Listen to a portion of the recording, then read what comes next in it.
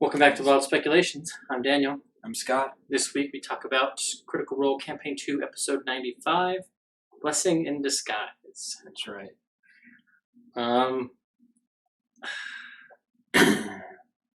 the top of this episode, for me, this was Laura's episode again.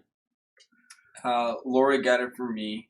There's a little bit into it before I didn't really give her points in the beginning because it was Leftover. It was a leftover scene, and she was the only one in it. So who else are you going to give the points to?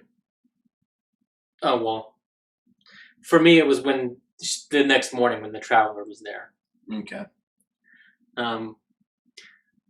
But I loved her when she's talking about Caduceus and ways that the Traveler can be more like an ordinary god. Mm-hmm. And the Wild Mother is lazy. Yeah, I mean, the anatomy of religion and scrutinizing the deity, and I love the callback to Campaign 1. No theater. Yes, but maybe Jonestown. I'm telling you, Kuatoa have to be on that island. Yeah, they talk about all kinds of things. They talk about, like you were saying, Melora, talking about the wind and signs and interpreting signs and encouraging fellowship among believers, Yep. So you like mind strengthen each other, Yep. That whole, I forget what it's called, but where you only talk to people who believe the same thing so that it bolsters your belief. Creating a holy book and stories. Yeah, and I also loved the Traveler calling Ford Mama's boy. Yeah. And he also mentions that he can sense the dark deals. Yep. They discuss faking an ascension. I was thinking for his holy day, it could be a Halloween type thing, trick or treat. Yeah. I mean, Jester loves tricks. Jester loves treats. Yes. She's going to be happy either way. Yeah. That would be for sure. Also, and it was very minor, and you kind of have to read into it, but I don't think it's like a hint of anything coming. More of, things Matt's maybe enjoyed in the past, but the other material planes and traveling and... Yeah, I was like, are we going to see the Mighty Nine in... the planet escapes me now. Eberron? Yeah. Or are we going to... Spelljammer in general. Well, yeah. Or... That's where I was going. Faerun. Yeah. What module is going to pop up where you have the chance to meet Jester and Artagan? Yeah. I mean, we've already met Archon. Yeah. Well, and with the Guide to Wildmount, they are official D&D canon now. Yep. So he can quite comfortably make reference to the other canon worlds. Yes. Yeah. Yeah, March 17th that comes out. I liked when she's talking to him about destiny, because that's been a huge part of Caduceus's motivation, really. It's been a huge, and he's sort of put that in everyone's head. Yeah. And you got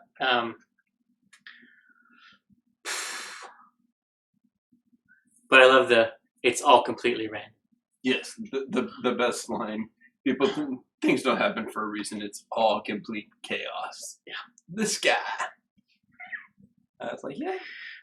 We learned that it's a little over 200 people. Yes. Coming. And the talk of letting them know that, oh, there's more. You're just the chosen ones. Yeah. And more hints of a possible Caduceus spore druid. Yeah. Because the Artagan says, "You smell of her," and Bo's like, "I thought it was mushrooms," and he's like, "It is mushrooms," and I was like, "Spore druid." Although you could argue that's counter to the Grave Cleric, because they only reanimate the bodies, and it's only for a short period of time. Yeah. But yeah. And Caleb, there's a thin line between cult and faith. It's not wrong. Yeah.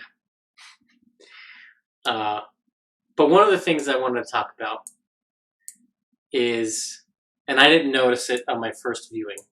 My first viewing, even though I didn't get to finish the episode, I was wondering what the heck Marisha was doing in the episode. And in prepping for the show tonight, I think I figured it out. Okay. She is playing Bo as drinking and being drunk. Yeah. Because how she was playing Bo is exactly how she acts when they have a drinking scene and Bo gets drunk.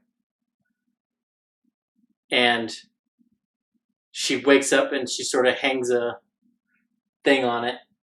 Got to drink lots of water. Hangover. Yep. Prevention/cure. Yep. Get rid of that dehydration headache and. Yep. So it's interesting, and it seemed like as the episode went on,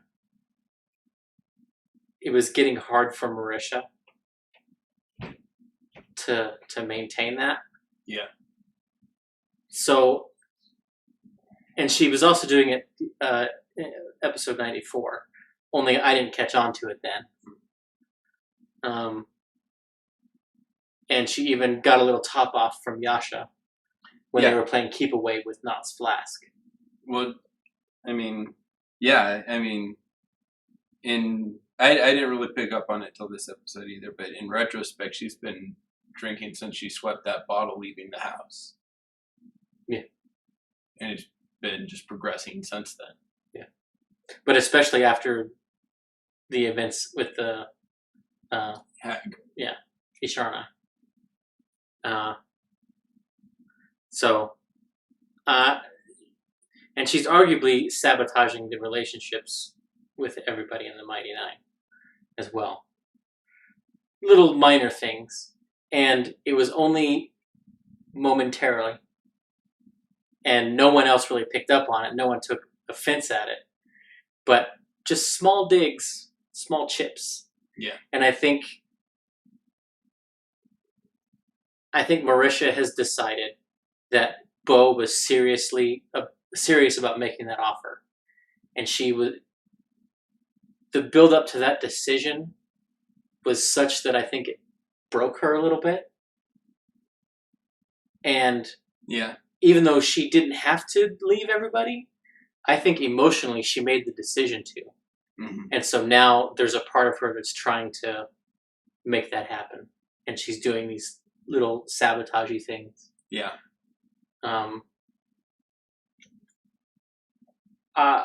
We'll see where it goes. But that's my big character sort of wild speculation for this episode. And Knott's dogma. Mm-hmm. And Caduceus said, "You gotta have a story." Yep.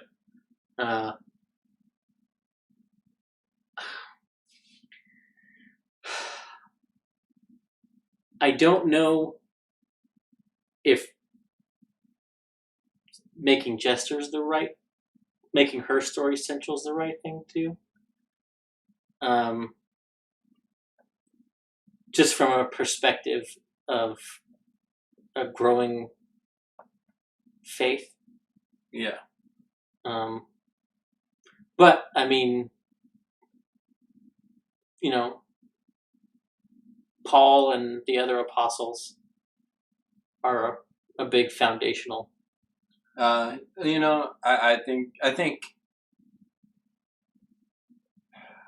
think Joshua will probably end up being like a Paul or a Peter in the thing, not central to the story, but part of it.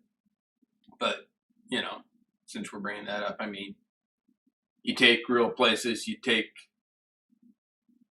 at least unprovably real people, unfalsifiable real people, and throw in some supernatural events and throw in little tidbits of history for timing, and you got a book that people will believe and will have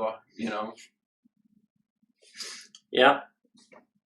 That's the way to make your holy story, Yeah. Make it up, sprinkle some real life places, real life events. Yeah. Real life people and people that can't be falsified. So, bam, there you go. Yep. Yeah, I love the. You mean make someone seem like a lower or harmed, and then artificially raise them up, and as a miracle that's never been done before. Yep. Also, you got to hit them with the sport jacket, though. A bit of continuity error. Yeah, pamphlets. Yep, the traveler has seen the pamphlets. Yep, because shortly after she made them, she showed them to her in the room at the Pillar Trove. Yep. But that was such a small moment. I'm not entirely shocked that it was forgotten. It was more of an in passing during the scene anyway. And there's been enough time, and she left a lot of them out from that initial production line. You could say that these are new pamphlets, yeah. So, once again, the Chaos Crew comes to unite around potentially evil intent. Yep.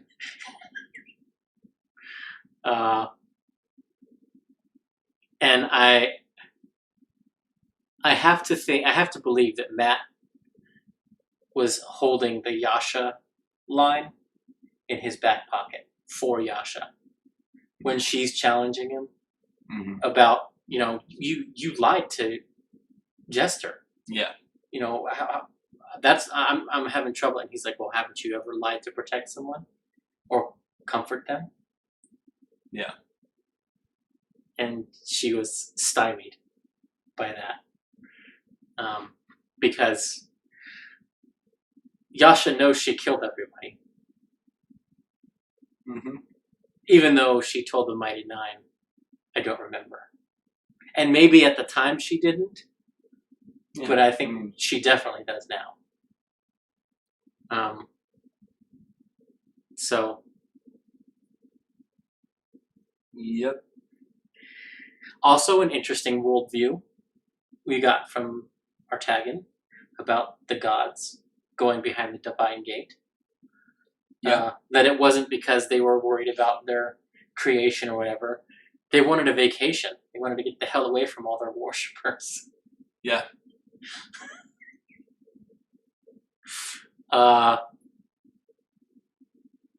Which is an interesting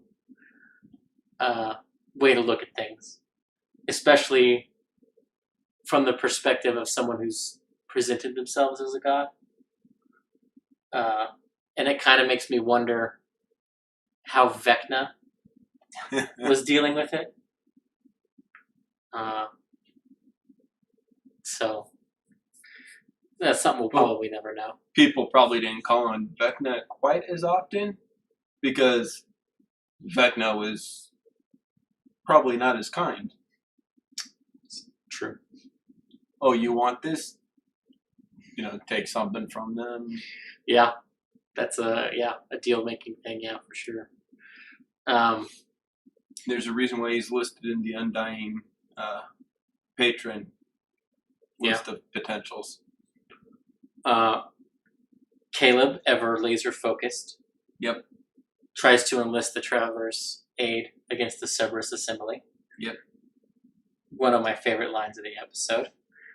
Beauregard saying, that takes an incredible amount of ego. Oh, I'm Caleb would have guessed. Yeah. That and the other one was when he said, I'm an archfey. Arch, that means evil, right? Like arch nemesis. Yeah.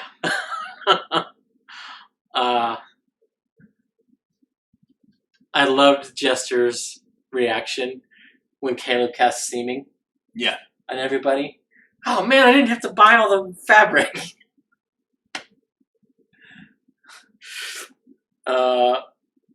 She Put still more embroidery on mine. and she still has to sew all those. I mean, they're cloaks, so it's not hard. It's a downtime activity. Yeah. You could do at least. You probably do one a long rest. Yeah. Oh yeah, yeah. Well, maybe, depending on how ornate you wanted to get with them. Yeah. Yeah, it's a cloak. Their hand. She has to hand sew it though. Yeah. That's the thing. Although my daughter's quick, so maybe I'll challenge her. Say, I want you to make a cloak. 8 hours and go.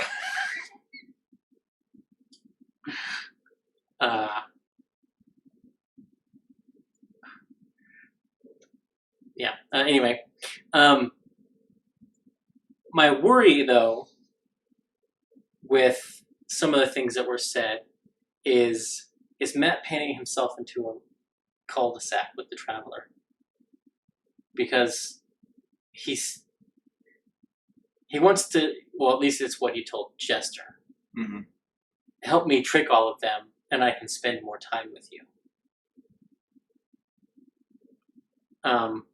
Does that put Matt in a position that he has to have an archfey with the Mighty Nine? No. He wasn't with her all the time when she was a kid.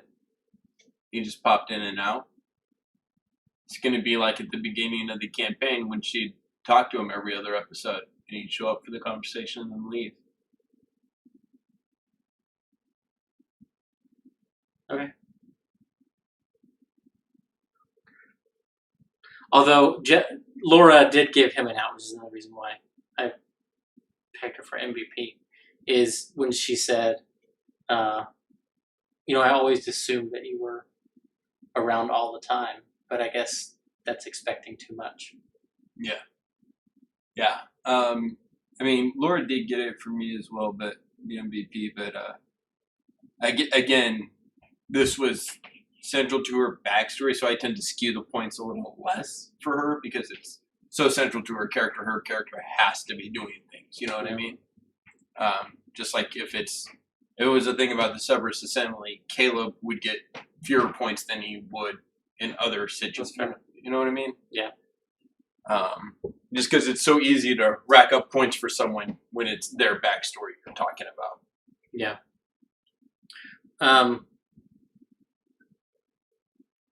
One of the best interactions, and one of the reasons why I thought about giving the MVP to Taliesin, was his interjection about Jester, what a Jester is. Yeah. And,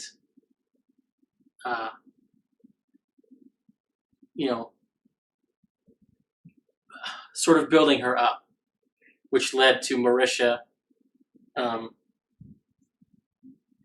getting confused with Talks. Bless you. Because it was on Talks that she talked about. Yeah. Her belief that Jester made the whole thing up and dreamed it up, and that the Traveler wasn't a real entity at all. Yeah.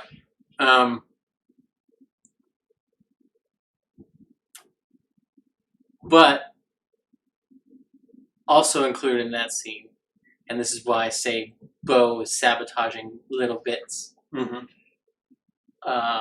of the relationships, or she was negging Jester, I don't know. But they made her reveal her equivalent of her dead name, basically. Yeah. And then Beauregard laughed at it. And Laura's performance in there was amazing. Yeah.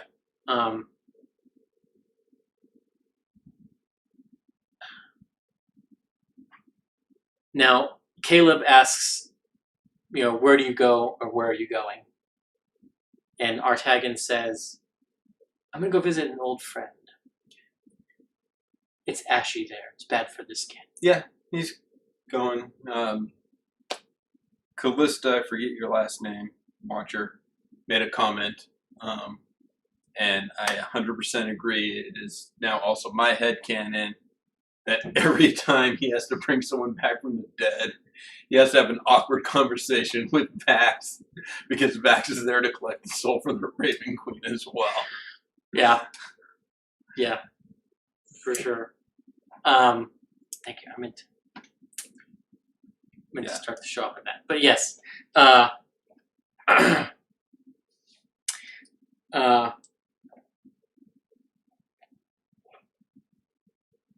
also loved Talison's when Jester's like, when I first met him, he was a kid, and then he wasn't, and then he was, and then he wasn't. Yes. Yeah, I've done that before. Everyone's like, what? I was a kid, and then I wasn't. That's real power. Only done it once, though.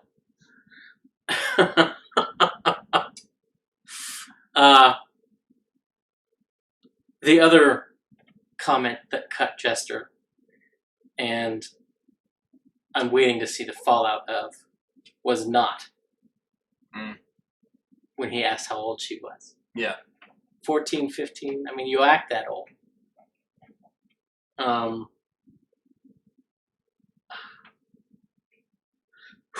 Yeah, there was a lot of that scene.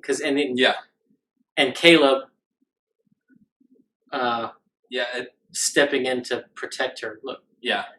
Because Ford is like, has he ever, for the second time, has he ever asked you to do any harm to anybody? Yeah. Because he asked her that when they were on him about Uk'otoa. Yeah. And Caleb step in with only to defend herself and us, Yeah. Well, and he's like, look, you obviously need some time with this, and we're just sort of pestering you. Yeah. And so he put a stop to that. Yeah. That and then one scene we'll get to in the fight, and this scene in general put Laura in the lead, obviously. Yeah. But what cinched it, I'll talk about in the fight. Okay.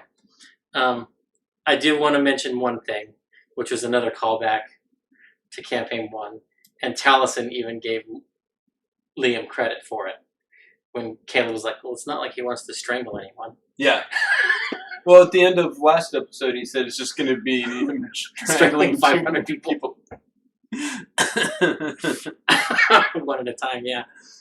I don't know. Guess that just left an indelible mark on Liam. Yeah. And I mean, Jester and the Traveler did talk about killing everybody. Yeah.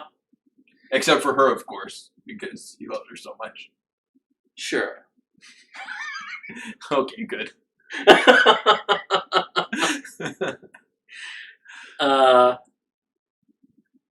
I loved Yasha. I don't know, is cock shaming the right word? When she's like, does that seem big to you? When they're talking about the blue glass penis in the tree? Yeah.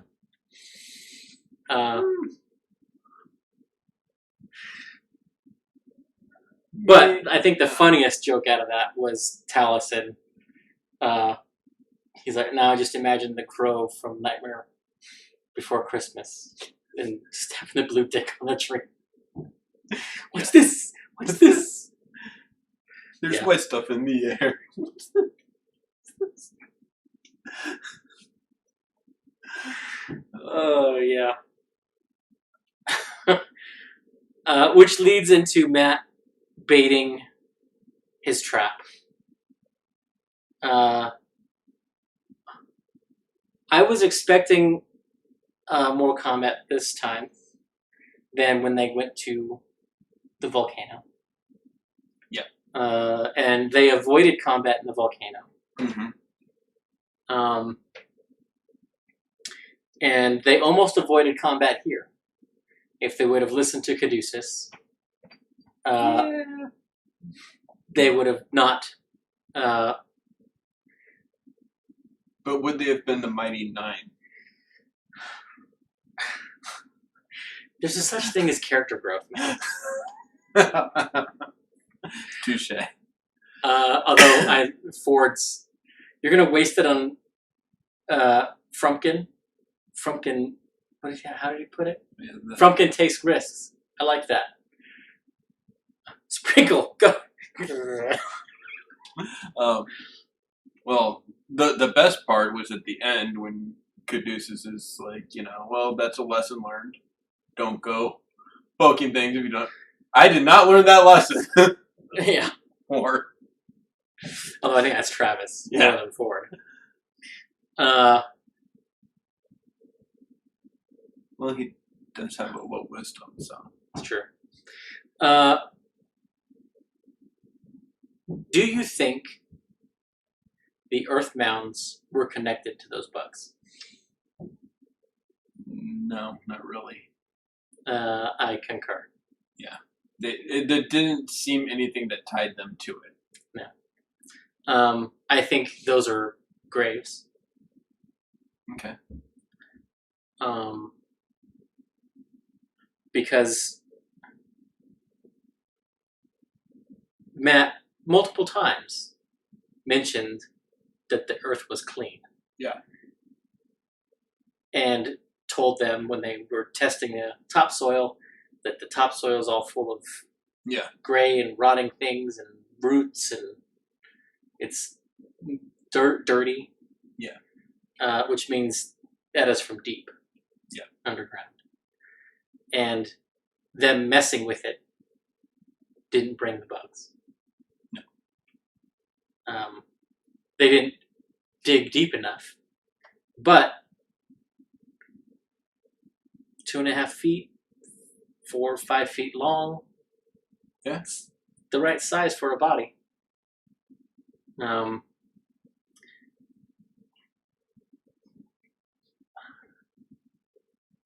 So, yeah.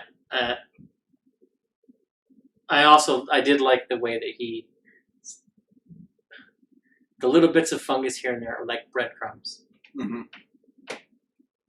And I kind of am curious if they would have disturbed the smaller one, if it would have been a smaller encounter.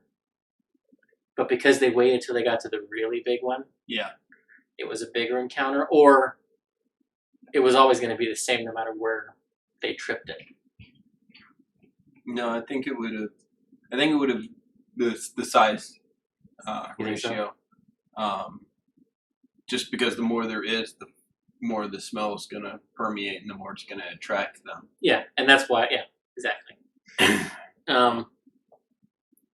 And we get the first hint at the end scene when he's describing the bugs that they have no faces, no eyes. Well, the Gorgon's not. Yeah. It's a breath thing. Yeah. But.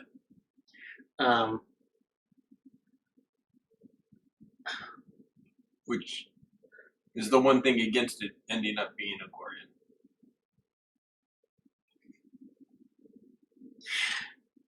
Well, so all cards on the table, when he was describing all of the fungus, my first thought was myconids. Yeah. And we may still see myconids in the temple. So, not giving up hope on that. But it would run contrary unless the myconids are a negative force in the temple. Inadvertently or on purpose. But generally myconids aren't go after them. They're not trying to kill people. Right. So, I don't know.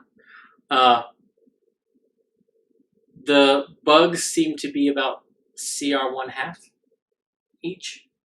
Okay, yeah. Because they were about 30 to 40 hit points.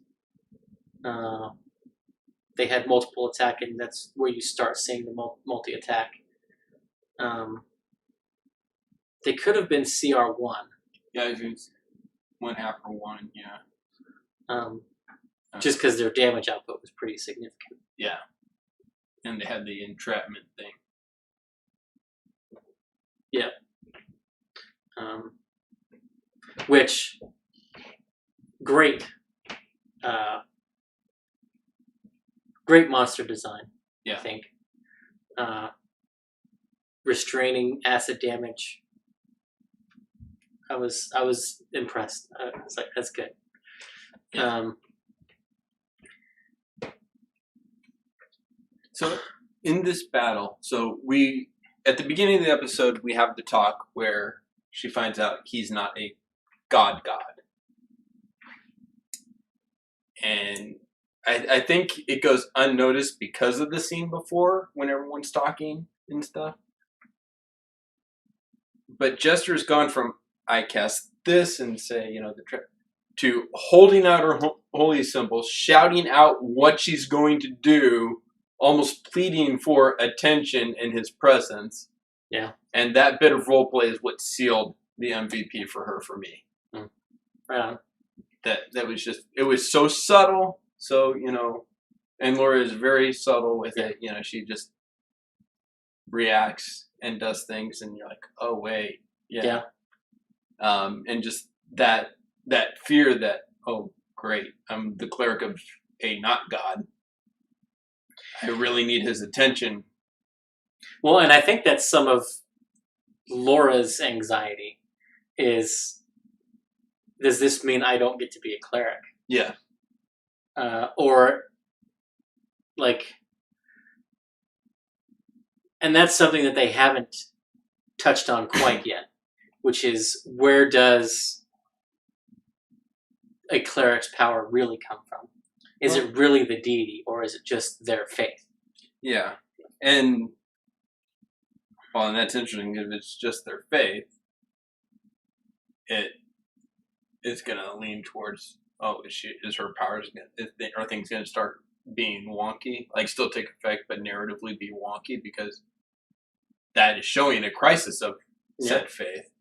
But I mean, just like Cash from Campaign 1, and Matt said, you don't have to worship a deity to become a cleric. Right. There are powerful entities that you can basically be a warlock-ish cleric. Yeah. To any powerful deity, powerful and maybe entity. Laura wanted to be a warlock this campaign, but Travis took it. Right. So maybe this is a way for her to become a Fey Pact warlock. Yeah. Which was her original intent. Yeah. So, do you think it'll be a reskin or a multi-class? I think it'll be a multi-class. I think it'll be a multi-class as well. Just because so much of Jester's identity is wrapped up in those cleric spells and the trickery domain stuff. Mm-hmm. And a lot of it will pair very well with the Fey Pact Warlock. Yeah. Because if she does the Fey Pact Warlock, invoke Duplicity, something attacks her, she can teleport away as a reaction. And thus further confuse the battlefield. Yeah. Because she can have her duplicate be casting all the spells. So, yeah. It would pair nicely. Although I don't think... I don't know. Laura last campaign was very late on the multi-class as well. Mm-hmm. Is it 14th level, I think? Yeah. When she finally... Yeah, when she finally dipped into rogue. Because at that point she was like, Liam was already flirting with doing the paladin thing. He was already into paladin when she multi-classed. That's right. Yeah. He had already actually multi-classed. So, and she felt at that point it was okay for her to go into rogue. So maybe we're nearing that point for Jester. Yeah, because he's left the warlock and gone paladin. Yeah, which was on Talks. Yeah. You know, Liam he took rogue, half elf rogue, and went paladin. Yeah. He took warlock, went paladin. Yeah. So we'll see. I think she should just multi-class into paladin.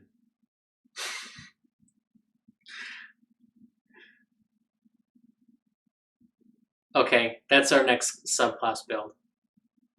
Because there's no oath for trickery or anything. There's yeah, a trickery paladin. Oath of chaos.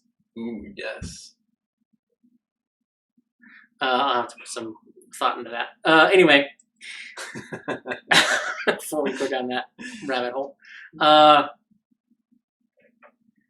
The only other thing that I have to say about the fight was table talk, not necessarily RP stuff. Although Marisha, okay, so doing her, I'm emotionally hurt when she's just So for RP stuff, when in Rome, do as the Romans do. When in the menagerie, turn into an ape and a mastodon. Yeah. And that was the other Widow Just moment for me. When Caleb goes up and Caleb pets her and, mounts her. Okay.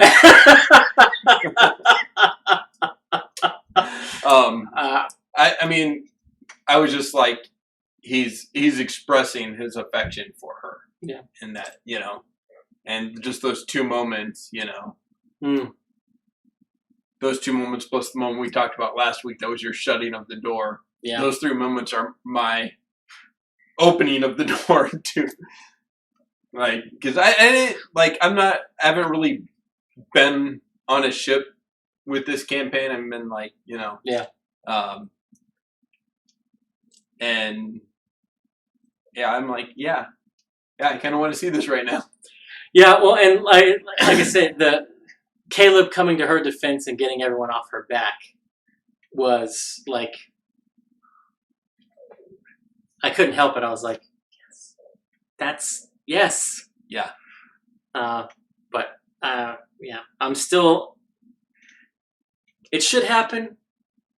They are probably the best match. At this point, I agree. I doubt it. I doubt it will happen. But my comment is Marisha complaining about her dice rolling, and she's like rolling like a ball sack, and all the guys at the table are like,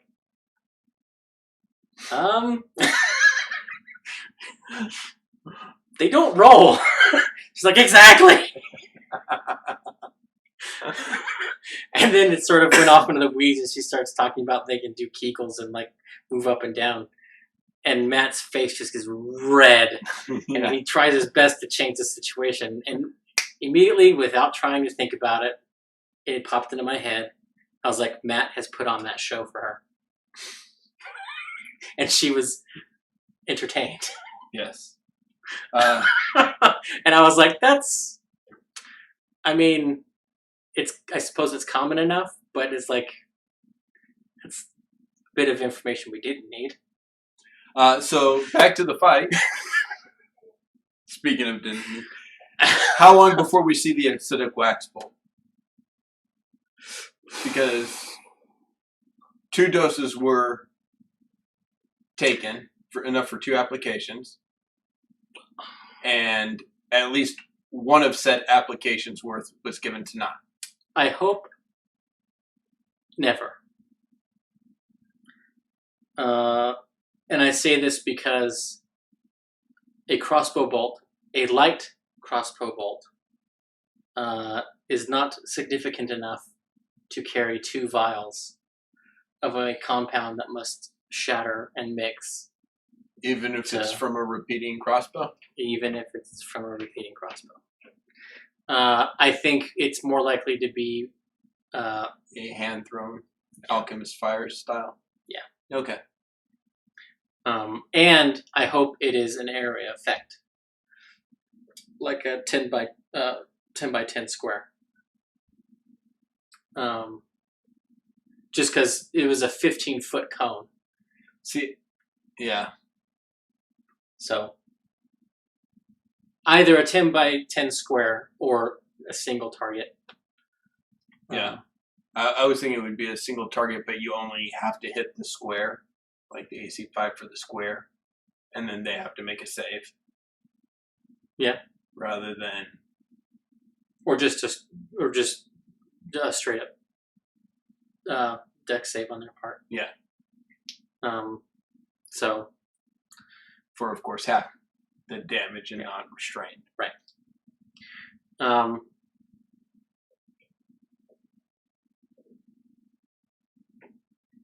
Oh, the other thing I wanted to talk about, not stealing the flask at the end of the fight. Yes. I'm just going to steal my flask. And he got as low as he possibly could because he invoked reliable talent to get the 23. Yep. And she rolled exactly what she needed, which was a natural 20. For 23. Holy shit. You see not. Which I think is why Not gave her flask. Because I think Sam was planning on stealing it from whoever. Yeah. And you have half of them have maxed wisdom. Yeah. So her choice was Ford, which she's not going to do, or Yasha. Yeah. Because I don't think she would give it to Caleb. Just because I don't think she would want to steal it from him. Well, that and she wouldn't have to. Caleb would just give it back to her. And she wants to steal it back because then... Oh, she doesn't have it. How is she getting... Until they notice it's gone. See, I don't think Caleb would give it back to her. You don't? I do. I think Caleb would try to argue it out of her, but if she was insistent, he'd be like, well, it's your life, here you go. Okay, yeah, that's probably also fair. I don't know, he seemed pretty on the team of keep it away from Not. Oh, I think he is, but I think if she pressed him about it, he would give in and let her have it. Okay. I think he'd be the first to give in on it. Alright. But if she steals it, she has a length of time before they notice it's missing that she can drink without repercussion. Yeah. Whereas if it's given back to her because she pressed it, oh yeah, no, she's got the flask again. Right away. That's true. And let other people take it from her. That's fair.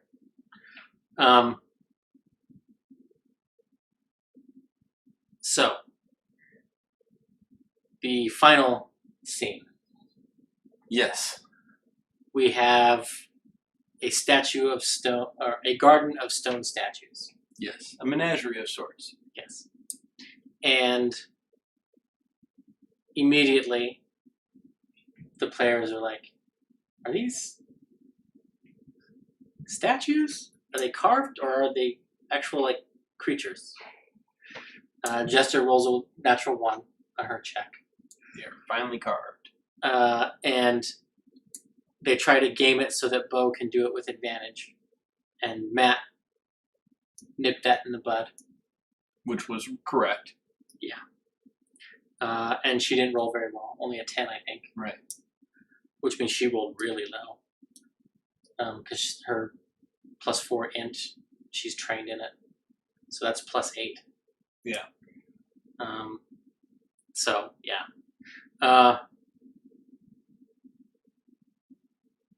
But it led to the great moment of they don't really pick it up. Finally, Caduceus looks on and says, hey, wait, are any of the statues carved in fear? Yes, but before that, Ford's talking about going into the water. Yeah. And he's like, just don't drink it. Yeah. And he's like, wait. And he's like, that's so easy. Why didn't I think of that? Which, of course, I was like, the water's fine. But it was Caduceus, like, I think he knows, and all these things in this place are sacred to him. Mm-hmm. And I think he was annoyed because he knew disturbing that thing was the wrong thing to do. Yeah. And he didn't forcefully put it forward. Yeah. Whereas this time, going into that water is, you don't do that. Yeah.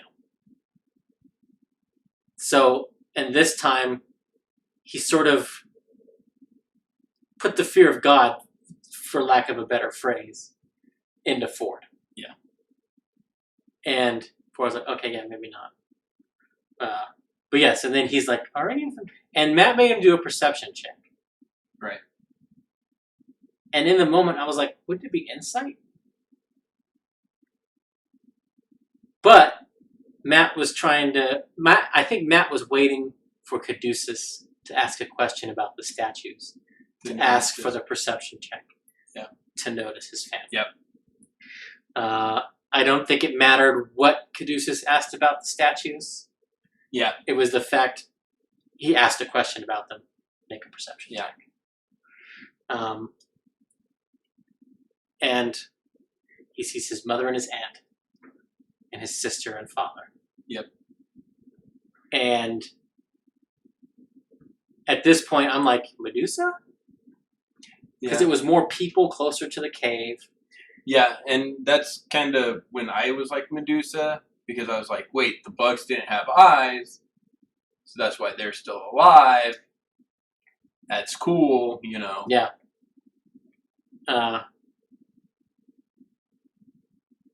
But it's a Gorgon. And I was like, that's awesome. Yeah. And I started thinking about it.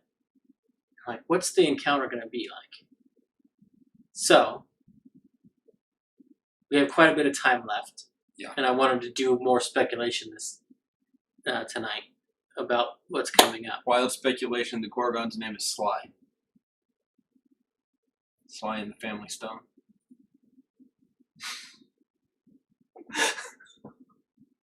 Sorry, I couldn't help it.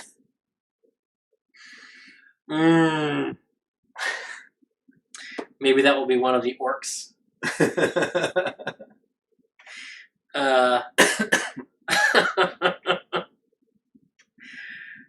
But I was like, what CR is a Gorgon? Because I was like, it can't be the boss. No. And Gorgon's CR5. Which is not a huge challenge for 7-11 level True, characters. but its attack bonus is sufficient that 10 to 12, it's going to hit all of them on the die. It's a plus 8 attack bonus. Yeah. The con save to resist its petrification is pretty low. But that's basically a save or die situation. And really, Caduceus, Jester, and Not, possibly Bo, are the only ones in danger of failing that. And arguably not even them. Because Jester's con is pretty good. Yeah. And Caduceus isn't bad either. Right. But Matt homebrewed those beasts, and turning up the CR on a creature is even easier. Yeah. Interestingly, Matt said it was 60 feet away. Gorgon speed's 40 feet, which means if it's the stats in the book, it can't get to them in one turn. It can. Well, it can move and dash. No. But 40-foot speed, 30-foot cone on its petrification breath. It's 60 feet away. That's 70 feet. Yes.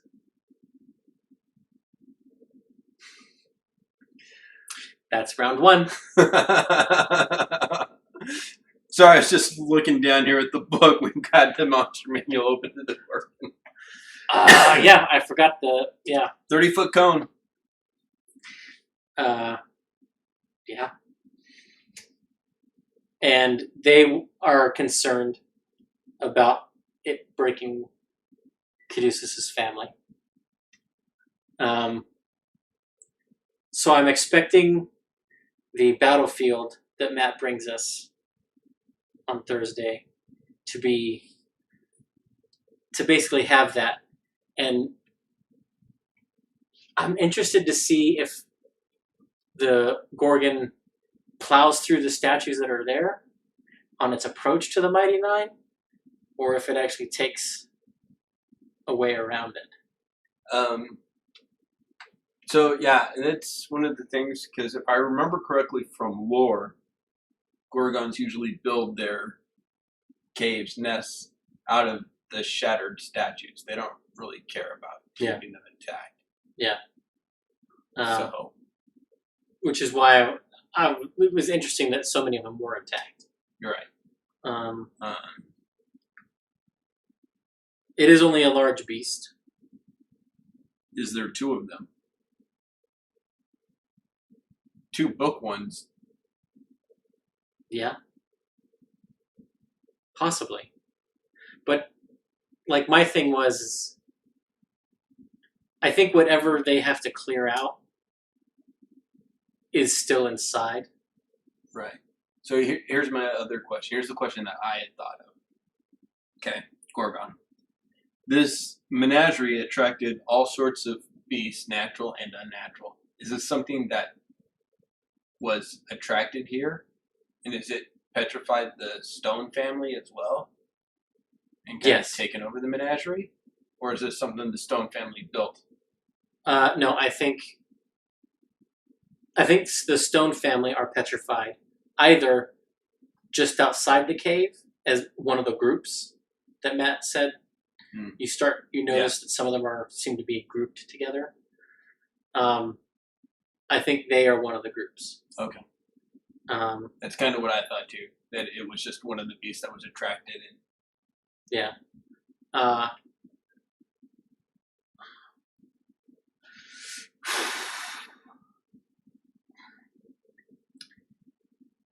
Like I say, I can see where Matt might up the CR or have multiple of them, because that would be the other WTF thing, is they move themselves to protect Cad's family, and then suddenly another one comes. From a narrative, from the beat of the fight, and he did that with the insects. Mm-hmm. Turn 2, initiative count 20. Here's 3 or 4 more. I can't remember exactly how many he put out. And my guess is he rolled randomly, rolled a d4, and that many came out. Yeah. Which is another reason why I think they were CR 1/2. Because if you're gonna, that's a potential death spiral if they're not lower CR. Especially with the restraining and everything. But yeah, so do you have a theory why the soil is red? No. I think that is a side effect of its death. Okay.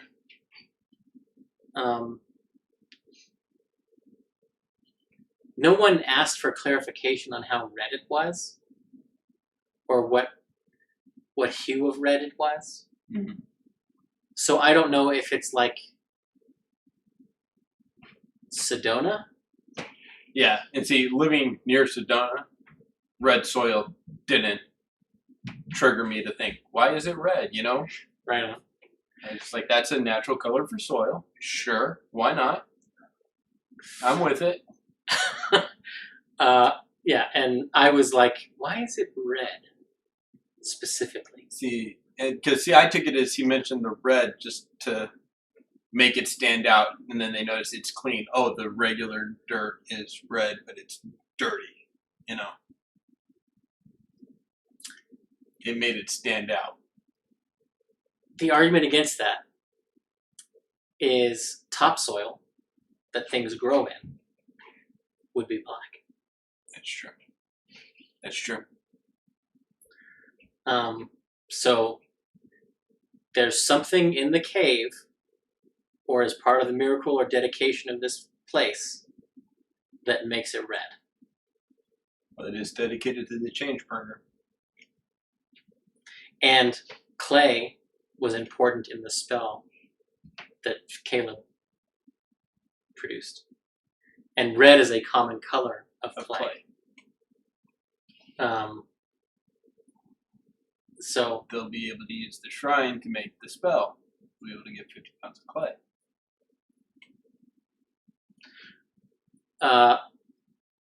Gold and red.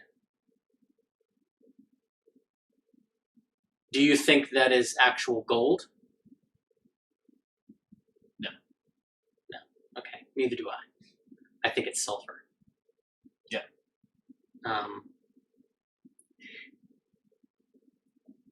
And I'm interested to see how that plays into things. Because with the red and yellow, you have another connection to volcanism without it being a volcano. Yep.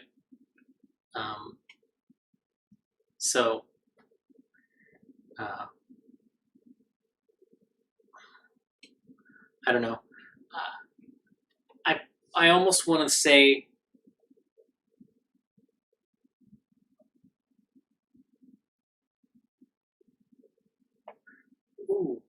well,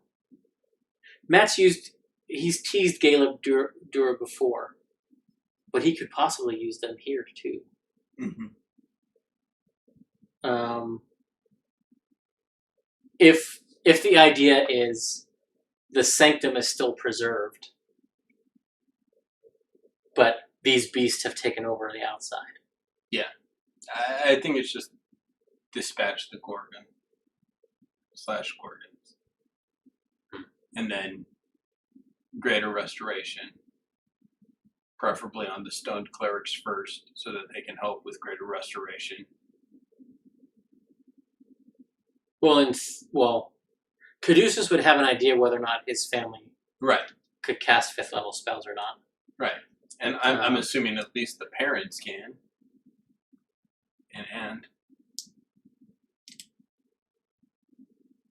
I don't know. Part of me thinks not, because they're stone. And specifically the father and sister, the sister seems to have been turning to stone, and the father was trying to lift her. Yeah. Which means he was alive as it was happening. So I don't know that they could. Yeah. And this is basically just, from Produce's standpoint, he was the one destined to do this, not his family. Well, I mean, that could be an argument as to why. I mean, they could have been out of that level spell. They could have used that higher level spell in the bug fight that they encountered.